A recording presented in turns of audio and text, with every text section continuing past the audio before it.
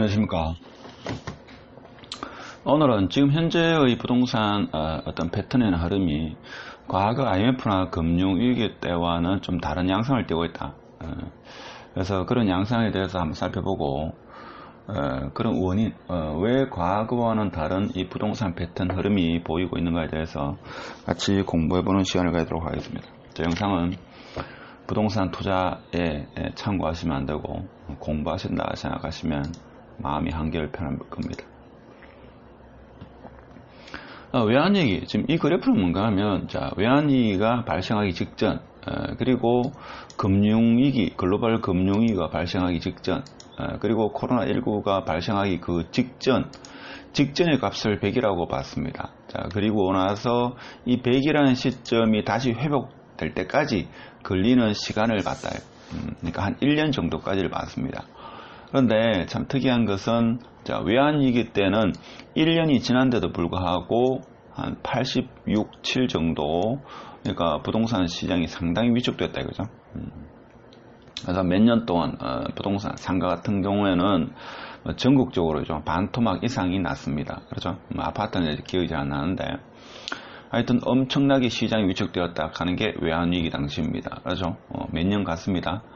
예를 들면 뭐 대구 동성로, 부산 서면 같은 경우에 가장 핵심지 가격이 한 30억짜리가 제가 알기로는 10억도 안 됐다. 이런 걸로 저는 알고 있습니다. 그랬는데 글로벌 금융위기 때는 금융위기가 발생하기 전을 100으로 봤을 때 1년 정도 경과하고 나서 그때 수치는 제자리로 돌았다. 이렇게 보시면 되겠습니다. 이게 글로벌 금융위기. 그 다음에 코로나19는 어떻게 했는가 하면 발생하기 전이죠. 발생하기 전을 100으로 봤을 때 지금 한 6개월 정도, 이게 2월 달부터 출현해가지고 지금 한 6개월 정도가 지났습니다. 근데 오히려 계속해서 지금 부동산의 흐름은 증가하고 있다 이거죠. 그러니까 코로나와는 상관없이 또는 아니면 그와 반대로 이 코로나 덕분에 있죠. 부동산 가격이 더 오르는, 물론 공급이 아주 많은 지역 같은 경우는 내리는 경우도 있습니다만은 전반적으로는 오히려 코로나 이후로 이렇게 증가하는, 과거의 패턴과는 아주 다른 참 특이한 현상을 보이고 있다 이거죠. 왜 이런가에 대해서 같이 한번 생각해 보는 시간을 가지도록 하겠습니다. 자, 이게 지금 이 자료는 KB은행에서 제공한 자료다 이렇게 보시면 되겠습니다. 그러면 원인 보겠습니다. 물론 이 외에도 여러 원인이 있겠습니다만 일단은 방금 전에 그러한 과거와는 다른 부동산 패턴, 즉 큰 위기, 경제 위기가 왔을 때 보통은 일반적으로 짧게는 1년, 길게는 2, 3년 동안 부동산 시장이 폭락하는 아주 좋지 않은 상황이 발생했는데 이번만큼은 오히려 코로나로 인해 가지고 부동산 가격이 올라가는 아주 기이한 현상의 원인이 뭐냐, 몇 가지 한번 짚어보겠습니다. 막대한 유동성에 기반한 주택 매매 수요가 지속된 가운데 정부의 잇따른 규제로 오히려 시장의 불안감을 키워 집값 상승을 자극했다는 분석입니다. 저는 정부가 잘 했으면 좋겠습니다. 집값 상승을 자극했다는 분석이다. 그래서 패닉 바잉이라는 이런 신조가 나타나게 된 겁니다. 그렇죠? 어떻게 보면 막대한 유동성과 정부에 따른 규제가 오히려 시장의 불안감을 자극했다. 자, 이렇게 보는 시각. 그리고 최근에 한국경제학회가 경제학자를 대상으로 실시한 설문조사에서 응답자의 37명 중에 76%, 뭐입니까 이거? 한 7명이 집값 폭등의 원인이 정부 정책이다. 그렇죠. 설 이건 정부 정책으로 그렇다 합니다. 이건 제 이야기가 아닙니다. 신문에 보도된 거다. 그렇죠. 정부 정책이다. 그래서 막대한 유동성, 그리고 정부 정책. 그 다음에 투기과열지구, 토지거래 허가제, 조정지구 등을 시행해서 부동산 가격이 오를 것이라는 시그널을 준다. 무슨 말입니까 이게? 투기과열지구, 토지거래 허가구역, 그 다음에 조정지역, 여기는 오를 거니까 이 지역만 사라, 이렇게 메시지를 준 거다 이거죠. 시그널을 준 거다. 그래서 크게 봐서 뭡니까? 1번은 유동성, 그 다음에 2번은 정부정책, 오락가락하는 정부정책, 3번이 뭡니까 하면 정부정책인데 콕 집어가지고 특정 지역의 아파트를 사라 라는 시그널을 준 거다. 자, 이로 인해 가지고 과거와는 다른 그런 부동산 흐름이 이어지고 있다. 자, 이렇게 해석하는 분도 있습니다. 알았죠? 여러분 어떻게 생각하십니까? 동의합니까? 저는 뭐 일부 동의하는데 이것만 원이겠나? 이거 외에도 또 원인이 있다 이거죠? 저는 또 이런 생각도 해봤습니다. 정부 정책 중에서 임대 3법 지금 시행되고 있죠.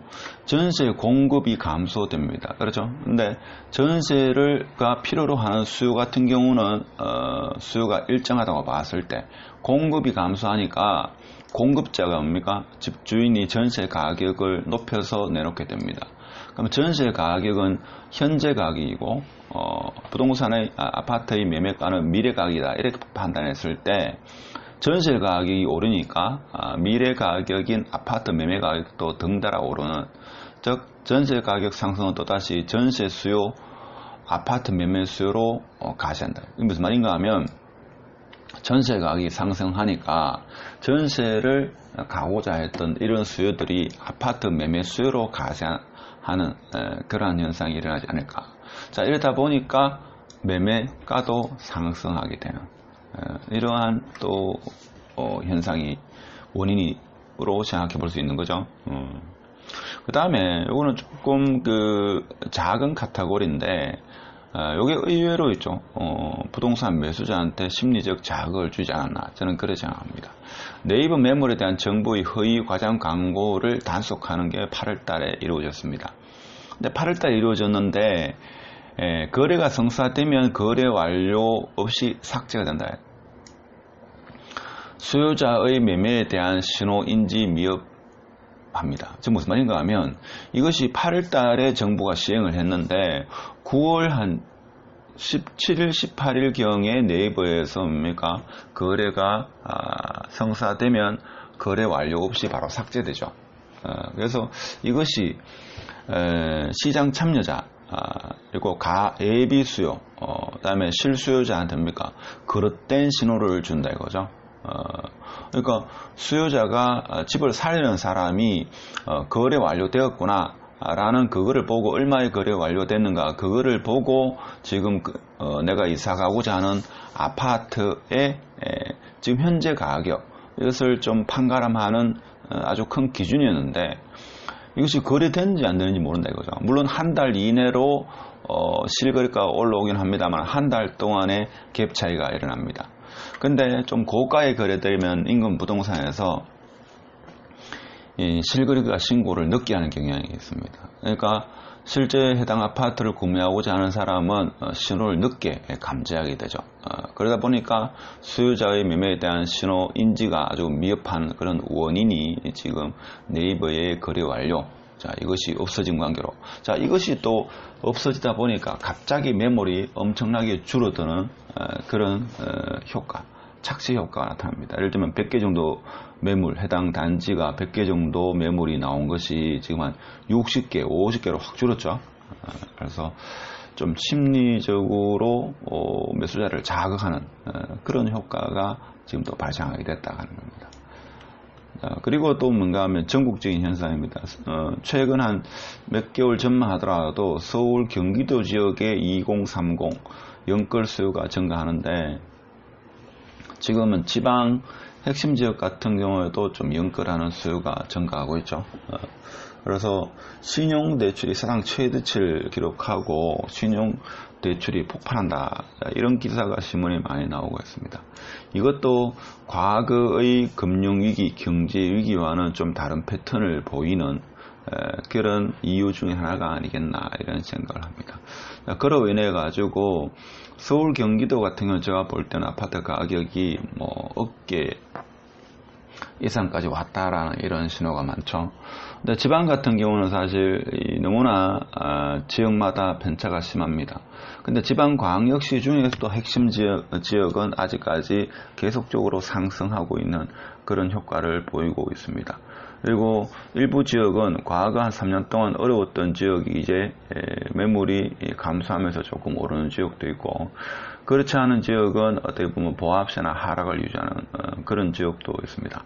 어떻든 간에 지방광역시 핵심지는 지금 상승하고 있다. 일부 상승하는 지역도 있다. 이렇게 해석해 보시면 되지 않겠나 싶습니다. 하여튼 오늘 과거 경제위기, 글로벌 경제위기 때와는 다른 그때와 같은 실물 경제는 그만큼 어렵거나 그보다 더 어려운 시기가 왔는데도 부동산은 전혀 다른 패턴을 보이고 있다. 왜 그런가? 일단은 유동성이 많이 풀렸고, 그 다음에 정부 정책의 미흡, 그 다음에 여러가지 시장의 잘못된 신호, 그 다음에 2030 세대들의 그 영끌 수요, 와 임대 3법 등등의 영향으로 과거와는 다른 패턴을 보이고 있다. 자, 이런 생각도 한번 해볼 수 있다는 겁니다. 자, 오늘도 끝까지 시청해주셔서 감사드리고 마치도록 하겠습니다.